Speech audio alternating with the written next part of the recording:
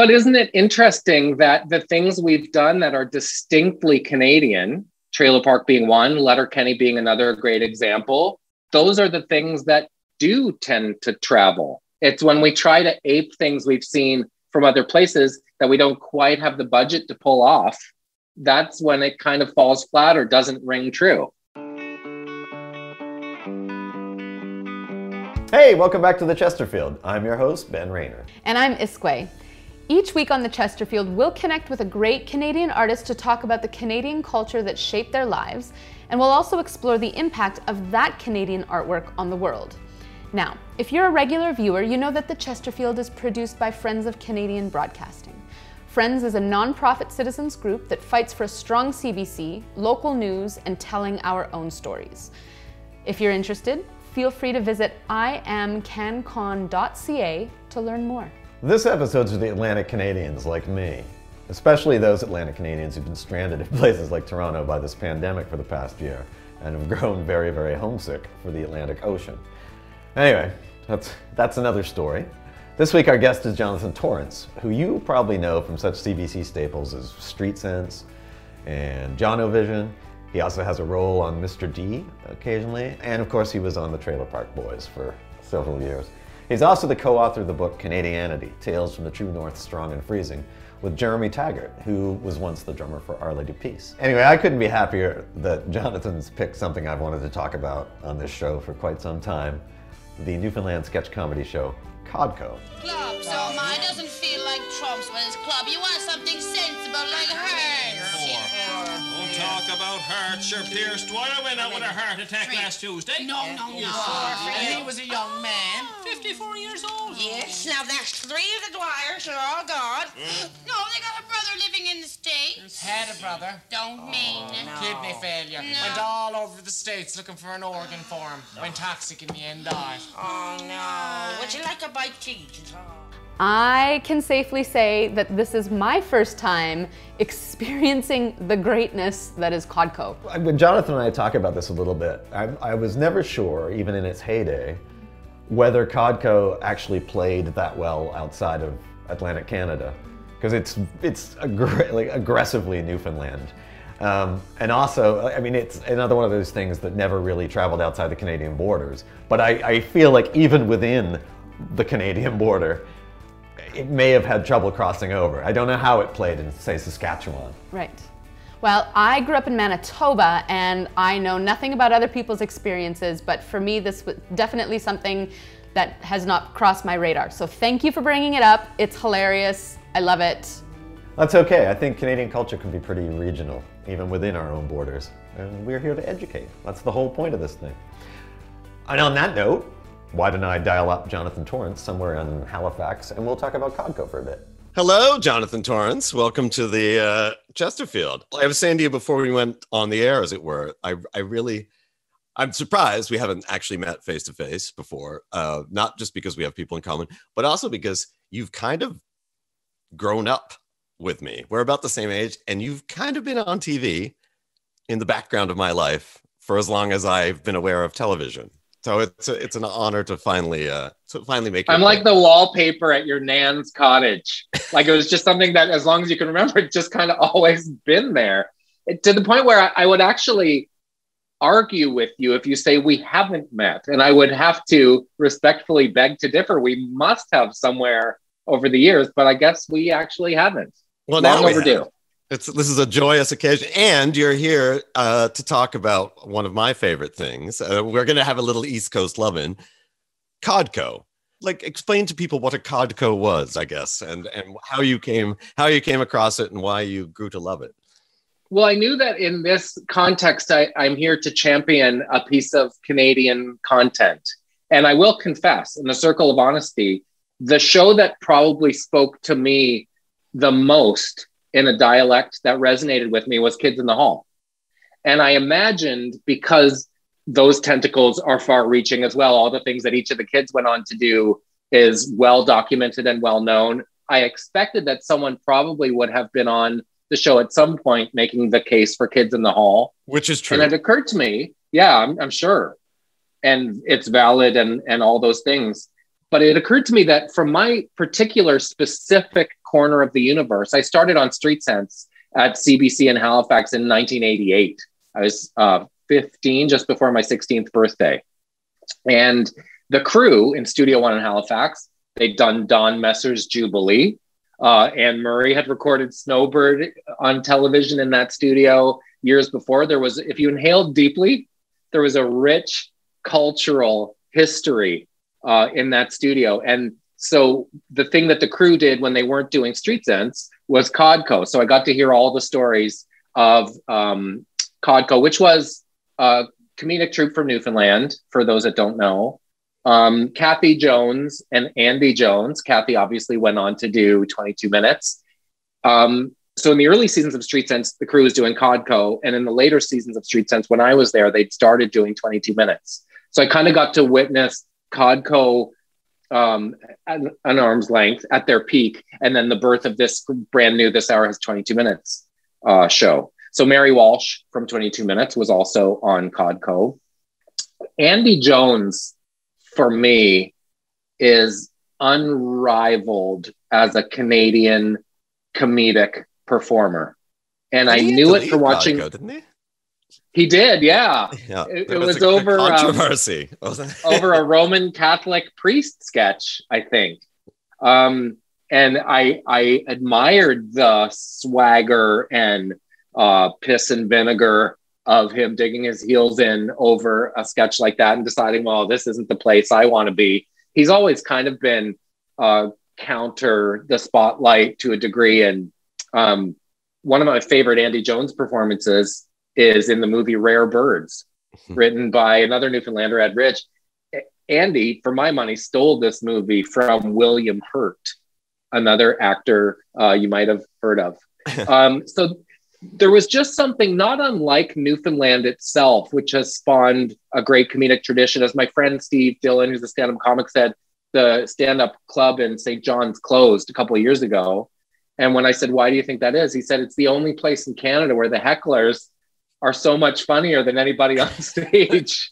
It's like, and I buy that. Yeah. Like every time you get heckled in St. John's, like, actually, that's not bad. That's pretty good. So I liked that it had this sort of distant cousin quality to it. It probably didn't ever get its due. Air Farce ran longer. Kids in the Hall traveled further. But CODCO was weirder. Oh, yeah. And again, like, so Newf. Like, there's that it's in the way that something like Ding et Dong is very Quebecois. CODCO is completely Newfoundland. Like, and that's why I'm almost, and as someone who lived there, sometimes I'd be like, this is too much.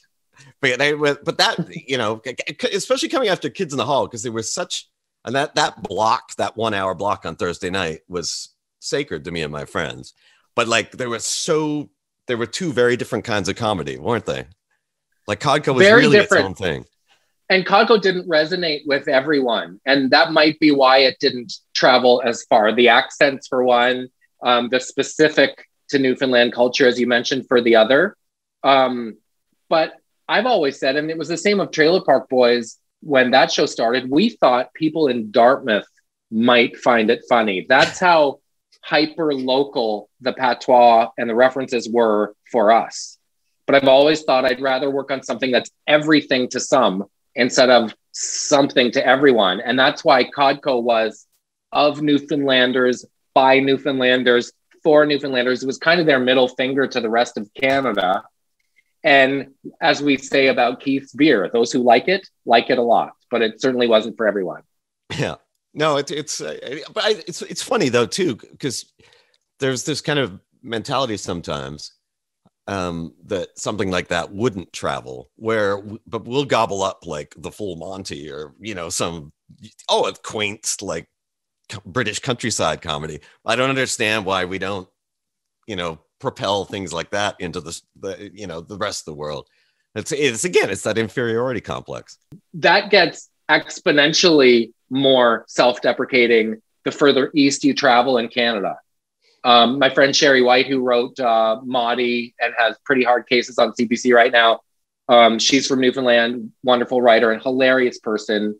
She said in junior high, if you wore a sweater and someone said, that's a nice sweater, and you said anything short of, I found it in a dumpster, you're showing off. So as I've said before, it's a part of the world where the answer to the question, how are you today, is not too bad, assuming you are some degree of bad, because anything more would be grandstanding. Well, that's actually so Canada has that thing about needing validation from the States. The East Coast of Canada has that thing about the rest of Canada. So there's a lot to prove from this corner of the world. But speaking of Sherry, I did a movie with her years ago in Newfoundland and was intimidated by how truly artistic the people that worked on this movie were. The props person was also a painter, and they would work the door for the assistant director who had a dance show on the weekend. People doing art for the sole purpose of needing to. And the way they supported each other, because it was remote and the community was kind of small, art for art's sake, it's a real hip scene there, as you know. No, so much talent. You talk about like art for art's sake, that too. That's the beauty of, like, you know, Andy and Kathy Jones, Mary Walsh, the late Tommy Sexton, Greg Malone, when they were doing CODCO, you really got, I mean, it started as a sketch troupe, but it really was art for art's sake. There was absolutely no commercial ambition to that. It's kind of purely by accident and the generosity of our public broadcaster, the CBC, that thing got a national platform, really, isn't it? But isn't it interesting that the things we've done that are distinctly Canadian, Trailer Park being one, Letterkenny being another great example, those are the things that do tend to travel. It's when we try to ape things we've seen from other places that we don't quite have the budget to pull off. That's when it kind of falls flat or doesn't ring true. So I feel like that's the stuff CBC should be doing. I totally agree with you. And I think, you know, it's the success of something like a Trailer Park Boys is basically reinforces what I just said. It's like, this is the stuff you actually should be, you know, promoting abroad, because this is, people will pick up on it. But yeah. Important to point out, though, that Trailer Park Boys landed with a thud when it first came out. People were confounded by it. Not only did it miss the mark, people didn't know what the mark was. The mockumentary wasn't a widely acceptable device. When it aired in the States, it was bleeped. So imagine trying to figure out what an episode is about with Ricky being bleeped.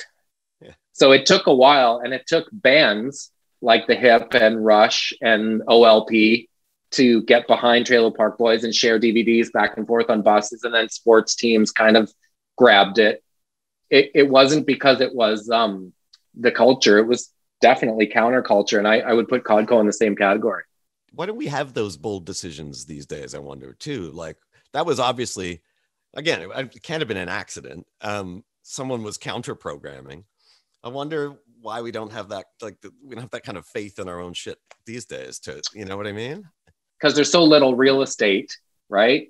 You can't roll the dice on everything. And we just can't compete with America, where they do 125 pilots and pick up one, and it's still garbage.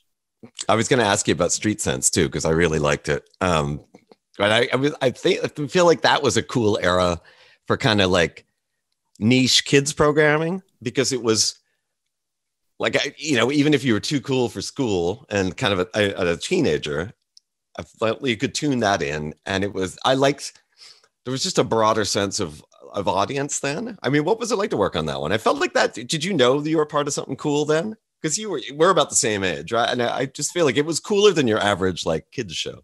It was not like I was a teen heartthrob on a sexy American nighttime soap.